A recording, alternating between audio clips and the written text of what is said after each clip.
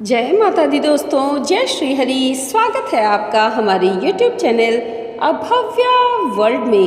दोस्तों, आज की इस वीडियो में हम आपके लिए प्रत्येक पूर्णिमा के दिन किए जाने वाले भगवान श्री सत्यनारायण की संपूर्ण व्रत कथा लेकर आए हैं। श्री सत्यनारायण भगवान की व्रत कथा का प्रथम अध्याय प्रारंभ होता है, तो प्रेम से बोलिए श्री सत्यनारायण भगवान की जय। एक समय की बात है, नैमिषारण्य तीर्थ में शौनक आदि 88,000 ऋषियों ने श्री सूत जी से पूछा, हे प्रभु, इस कलयुग में वेद विद्या रहित मनुष्यों को प्रभु भक्ति किस प्रकार मिल सकती है तथा उनका उद्धार कैसे होगा। हे मुनि श्रेष्ठ, कोई ऐसा तप बताइए जिससे थोड़े समय में ही पुण्य मिले और मनोवांछित फल भी मिल जाए। इस प्रकार की कथा सुनने की हम इच्छा रखते हैं। सर्वशास्त्रों के ज्ञाता श्री सूत जी बोले, हे वैष्णवों में पूज्य, आप सभी ने प्राणियों के हित की बात पूछी है, इसलिए मैं एक ऐसे श्रेष्ठ व्रत को आप लोगों को बताऊंगा जिससे नारद जी ने लक्ष्मी नारायण जी से पूछा था और लक्ष्मीपति ने मुनि श्रेष्ठ नारद जी से कहा था। आप सभी से ध्यान से सुनिए। एक समय की बात है, योगी राज नारद जी दूसरों के हित की इच्छा के लिए अनेकों लोकों में घूमते हुए मृत्यु लोक में आ पहुँचे। यहाँ उन्होंने अनेक योनियों में जन्मे प्रायः सभी मनुष्यों को अपने कर्मों द्वारा अनेकों दुखों से पीड़ित होते देखा। उनका दुख देख नारद जी सोचने लगे कि कैसा यत्न किया जाए जिसके करने से निश्चित रूप से मानव के दुखों का अंत हो जाए। इसी विचार पर मनन करते हुए वह विष्णु लोक में गए। वहाँ वह देवों के ईश भगवान नारायण की स्तुति करने लगे, जिनके हाथों में शंख चक्र गदा और पद्म थे, गले में वरमाला पहने हुए थे। स्तुति करते हुए नारद जी बोले, हे भगवान, आप अत्यंत शक्ति से संपन्न हैं, मन तथा वाणी भी आपको नहीं पा सकती। आपका आदि मध्य तथा अंत नहीं है। निर्गुण स्वरूप सृष्टि के कारण भक्तों के दुख को दूर करने वाले आपको मेरा नमस्कार है। नारद जी की स्तुति सुन विष्णु भगवान बोली, हे मुनि श्रेष्ठ, आपके मन में क्या बात है? आप किस काम के लिए पधारे हैं, उसे निसंकोच कहिए। इस पर नारद मुनि बोले कि मृत्यु लोक में अनेक योनियों में जन्मे मनुष्य अपने कर्मों के द्वारा अनेक दुखों से दुखी हो रहे हैं।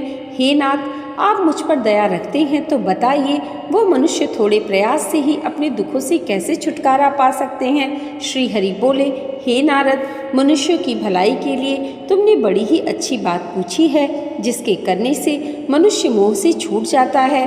वह बात मैं कहता हूँ, उसे सुनो। स्वर्ग लोक व मृत्युलोक दोनों में एक दुर्लभ उत्तम व्रत है जो पुण्य देने वाला है। आज प्रेम वश होकर मैं उसे तुमसे कहता हूँ। श्री सत्यनारायण भगवान का यह व्रत अच्छी तरह विधान पूर्वक करके मनुष्य तुरंत ही यहाँ सुख भोग कर मरने पर मोक्ष को पाता है। श्री हरि के वचन सुन नारद जी बोले कि उस व्रत का क्या फल है और उसका विधान क्या है, यह व्रत किसने किया था, इस व्रत को किस दिन करना चाहिए, सभी कुछ विस्तार से बतलाएं। नारद जी की बात सुनकर श्री हरि बोले, दुख व शोक को दूर करने वाला यह व्रत सभी स्थानों पर विजय दिलाने वाला है। मानव को भक्ति व श्रद्धा के साथ शाम को श्री सत्यनारायण की पूजा धर्मपरायण होकर ब्राह्मणों व बंधुओं के साथ करनी चाहिए। भक्ति भाव से ही नैवेद्य, केले का फल, घी, दूध और गेहूं का आटा सवाया लें। गेहूं के स्थान पर साठी का आटा, शक्कर तथा गुड़ लेकर वह सभी भक्षण योग्य पदार्थों को मिलाकर भगवान का भोग लगाएं। ब्राह्मणों सहित बंधु बांधवों को भी भोजन कराएं। उसके बाद स्वयं भोजन करें। भजन कीर्तन के साथ भगवान की भक्ति में लीन हो जाएं। इस तरह से सत्यनारायण भगवान का यह व्रत करने पर मनुष्य की सारी इच्छाएं निश्चित रूप से पूरी होती हैं। इस कलिकाल अर्थात कलयुग में मृत्यु लोक में मोक्ष का यह सबसे सरल उपाय बताया गया है। इति श्री सत्यनारायण व्रत कथा का प्रथम अध्याय संपूर्ण हुआ। बोलिए श्री सत्यनारायण भगवान की जय। श्री सत्यनारायण भगवान की व्रत कथा का दूसरा अध्याय प्रारंभ होता है। सूत जी बोले, हे ऋषियों, जिसने पहले समय में इस व्रत को किया था उसका इतिहास कहता हूँ, ध्यान से सुनो। सुंदर काशीपुरी नगरी में एक अत्यंत निर्धन ब्राह्मण रहता था। भूख प्यास से परेशान वह धरती पर घूमता रहता था। ब्राह्मणों से प्रेम करने वाले भगवान ने एक दिन ब्राह्मण का वेश धारण कर उसके पास जाकर पूछा, हे विप्र, नित्य दुखी होकर तुम पृथ्वी पर क्यों घूमते हो? दिन ब्राह्मण बोला, मैं निर्धन ब्राह्मण हूँ, भिक्षा के लिए धरती पर घूमता हूँ। हे भगवान, यदि आप इसका कोई उपाय जानते हैं तो बताइए। वृद्ध ब्राह्मण कहता है कि सत्यनारायण भगवान मनोवांछित फल देने वाले हैं, इसलिए तुम उनका पूजन करो। इसे करने से मनुष्य सभी दुखों से मुक्त हो जाता है। वृद्ध ब्राह्मण बनकर आए सत्यनारायण भगवान उस निर्धन ब्राह्मण को व्रत का सारा विधान बताकर अंतर ध्यान हो गए। ब्राह्मण मन ही मन सोचने लगा कि जिस व्रत को वृद्ध ब्राह्मण करने को कह गया है, मैं उसे अवश्य ही करूँगा। यह निश्चित करने के बाद उसे रात भर नींद नहीं आई। वह सवेरे उठकर सत्यनारायण भगवान के व्रत का निश्चय कर भिक्षा के लिए चला गया। उस दिन निर्धन ब्राह्मण को भिक्षा में बहुत धन मिला, जिससे उसने बंधु बांधवों के साथ मिलकर श्री सत्यनारायण भगवान का व्रत संपन्न किया।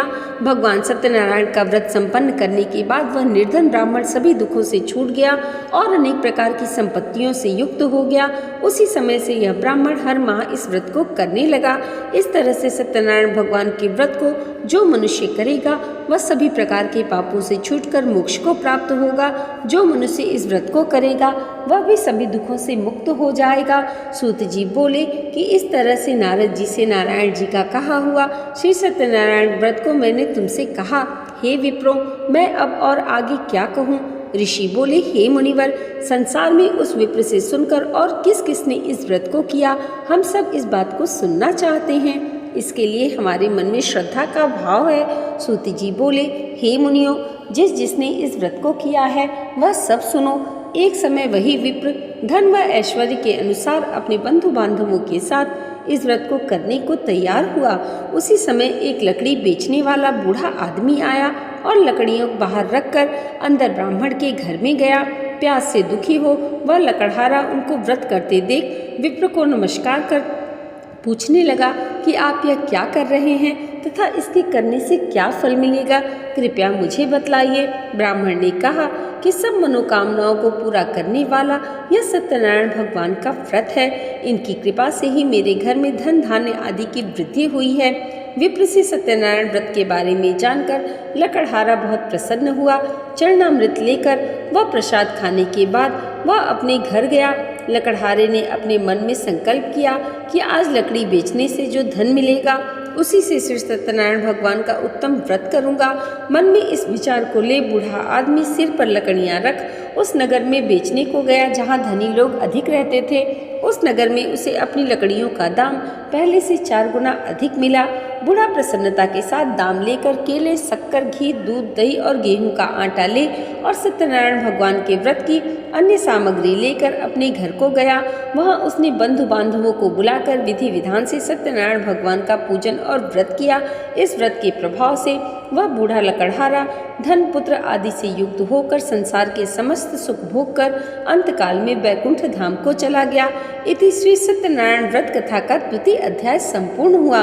बोलिए श्री सत्यनारायण भगवान की जय। श्री सत्यनारायण भगवान की कथा का 3रा अध्याय प्रारंभ होता है।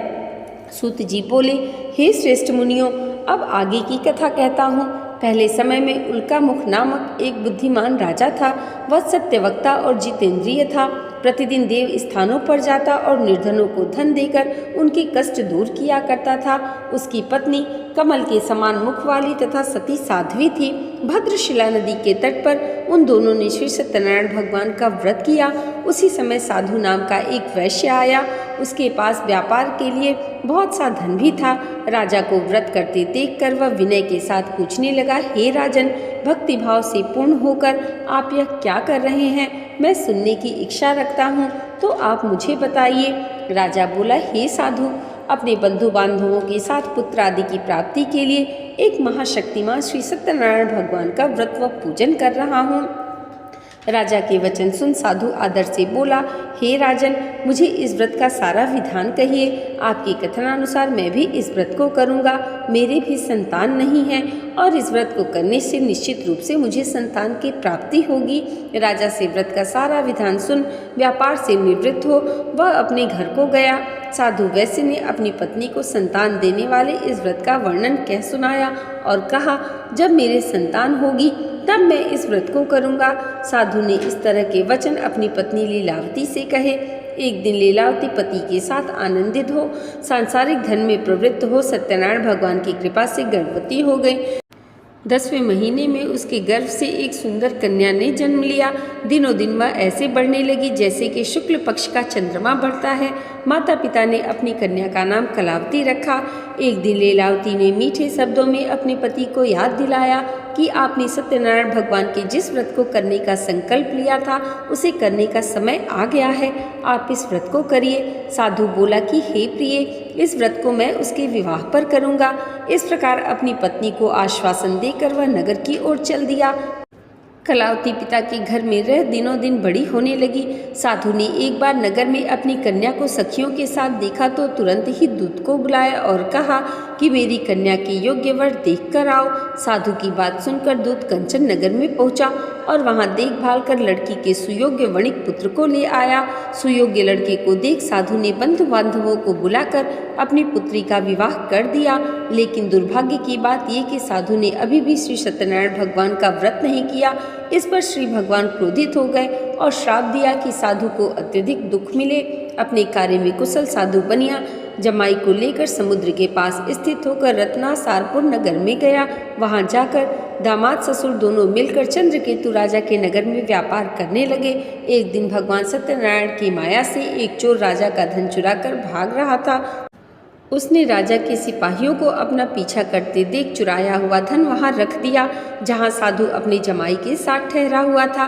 राजा के सिपाहियों ने साधु वैश्य के पास राजा का धन पड़ा देखा तो वह ससुर जमाई दोनों को बांधकर प्रसन्नता से राजा के पास ले गए और कहा कि इन दोनों चोरों को हम पकड़ लाए हैं, आप आगे की कार्यवाही की आज्ञा दें। राजा की आज्ञा से उन दोनों को कठिन कारावास में डाल दिया गया और उनका सारा धन भी उनसे छीन लिया गया। श्री सत्यनारायण भगवान के श्राप से साधु की पत्नी भी बहुत दुखी हुई। घर में जो धन रखा था उसे चोर चुरा ले गए। शारीरिक तथा मानसिक पीड़ा व भूख प्यास से अति दुखी हो अन्न की चिंता में कलावती एक ब्राह्मण के घर गई।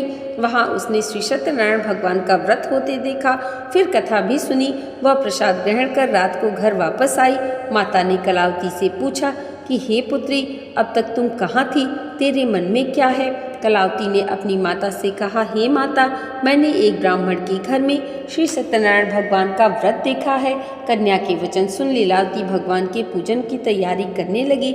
लीलावती ने परिवार व बंधु बांधवों सहित सत्यनारायण भगवान का पूजन किया और उनसे वर मांगा कि मेरे पति तथा जमाई शीघ्र घर आ जाए। साथ ही यह भी प्रार्थना की कि हम सबका अपराध क्षमा करें। श्री सत्यनारायण भगवान इस व्रत से संतुष्ट हो गए और राजा चंद्रकेतु को सपने में दर्शन देकर कहा, हे राजन, तुम इन दोनों वैश्यों को छोड़ दो और तुमने उनका जो धन लिया है उसे भी वापस कर दो। अगर तुमने ऐसा नहीं किया तो मैं तुम्हारा धन, राज्य व संतान सभी को नष्ट कर दूंगा। राजा को यह सब कहकर भगवान अंतर्ध्यान हो गए। प्रातःकाल सभा में राजा ने अपना स्वप्न सुनाया, फिर बोले कि बड़े पुत्रों को कैद से मुक्त करके सभा में ले आओ। दोनों ने आते ही राजा को प्रणाम किया। राजा मीठी वाणी में बोला, हे महानुभाव, भाग्यवश ऐसा कठिन दुख तुम्हें प्राप्त हुआ है, लेकिन अब तुम्हें कोई भय नहीं है। ऐसा कहकर राजा ने उन दोनों को नए वस्त्राभूषण भी पहनाए और जितना धन उनका लिया था उससे दुगना धन वापस कर दिया। दोनों वैश्य अपने घर को चल दिए।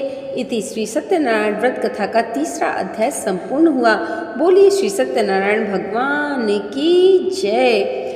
श्री सत्यनारायण भगवान की कथा का चतुर्थ अध्याय प्रारंभ होता है। सूत जी बोले, वैश्य ने मंगलाचार कर अपनी यात्रा आरंभ की और अपने नगर की ओर चल दिए। उनके थोड़ी दूर जाने पर एक दंडी वेशधारी श्री सत्यनारायण ने उनसे पूछा, हे साधु, तेरी नाव में क्या है? अभिवाणी बड़ी खस्ता हुआ बोला, हे दंडी, आप ऐसा क्यों पूछते हो? क्या धन लेने की इच्छा है? मेरी नाव में तो बेल व पत्ते भरे हुए हैं। वैसे के कठोर वचन सुन भगवान बोले, तुम्हारा वचन सत्य हो। दंडी ऐसे वचन कह वहां से दूर चले गए। कुछ दूर जाकर समुद्र के किनारे बैठ गए। दंडी के जाने पर साधु वैश्य ने नृत्य क्रिया के पश्चात नाव को ऊंची उठते देखकर अचंभा माना और नाव में बेल पत्ते आदि देख वह मूर्छित हो जमीन पर गिर पड़ा। मूर्छा खुलने पर वह अत्यंत शोक में डूब गया। तब उसका दामाद बोला कि आप शोक ना मनाएं, यह दंडी का शाप है, इसलिए हमें उनकी शरण में जाना चाहिए, तभी हमारी मनोकामना पूरी होगी। दामाद की बात सुनकर वह दंडी के पास पहुंचा और अत्यंत भक्तिभाव से नमस्कार करके बोला, मैंने आपसे जो असत्य वचन कहे थे उसके लिए मुझे क्षमा कर दें। ऐसा कहकर महान शोकातुर हो रोने लगा।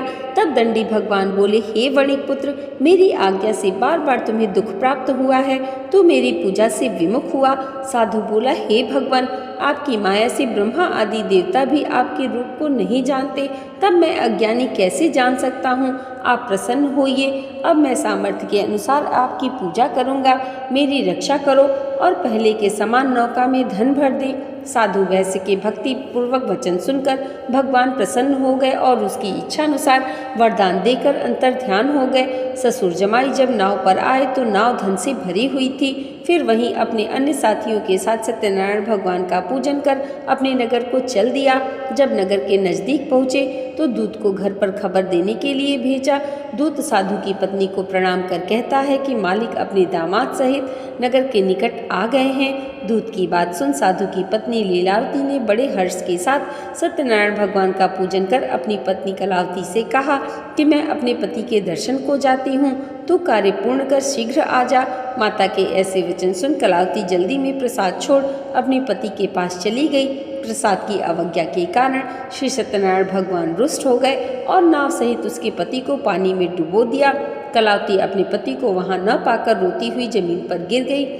नौका को डूबा हुआ देख वह कन्या को रोता देख साधु दुखी होकर बोला, हे प्रभु, मुझसे तथा मेरे परिवार से जो भूल हो गई है उसे क्षमा करें। साधु के दीन वचन सुनकर श्री सत्यनारायण भगवान प्रसन्न हो गए और आकाशवाणी हुई, हे साधु, तेरी कन्या मेरे प्रसाद को छोड़कर आई है, इसलिए उसका पति अदृश्य हो गया है। यदि वह घर जाकर प्रसाद खाकर लौटती है तो उसे उसका पति अवश्य मिलेगा। ऐसी आकाशवाणी सुन कलावती घर पहुंचकर प्रसाद ग्रहण करती है और फिर आकर अपने पति के दर्शन करती है। उसके बाद साधु अपने बंधु बांधवों से श्री सत्यनारायण भगवान का विधि विधान से पूजन करता है तथा इस लोक में सुख भोग व अंत में स्वर्ग को जाता है। इति श्री सत्यनारायण व्रत कथा का चतुर्थ अध्याय संपूर्ण हुआ। बोलिए श्री सत्यनारायण भगवान की जय। श्री सत्यनारायण भगवान की कथा का पंचम अध्याय प्रारंभ होता है। सूत जी बोली, हे ऋषियों, मैं और भी एक कथा सुनाता हूँ, उसे भी ध्यानपूर्वक सुनो। प्रजापालन में लीन तुंग ध्वज नाम का एक राजा था। उसने भी भगवान का प्रसाद त्याग कर बहुत ही दुख पाया। एक बार वन में जाकर वन्य पशुओं को मारकर वह बड़ के पेड़ के नीचे आया। वह उसने ग्वालों को भक्ति भाव से अपने बंधु बांधवों सहित सत्यनारायण भगवान का पूजन करते देखा। अभिमानवश राजा ने उन्हें देखकर भी पूजा स्थान में नहीं गया और ना ही उसने भगवान को नमस्कार किया। ग्वालों ने राजा को प्रसाद दिया, लेकिन उसने वह प्रसाद भी नहीं खाया और प्रसाद को वहीं छोड़कर वह अपने नगर को चला गया।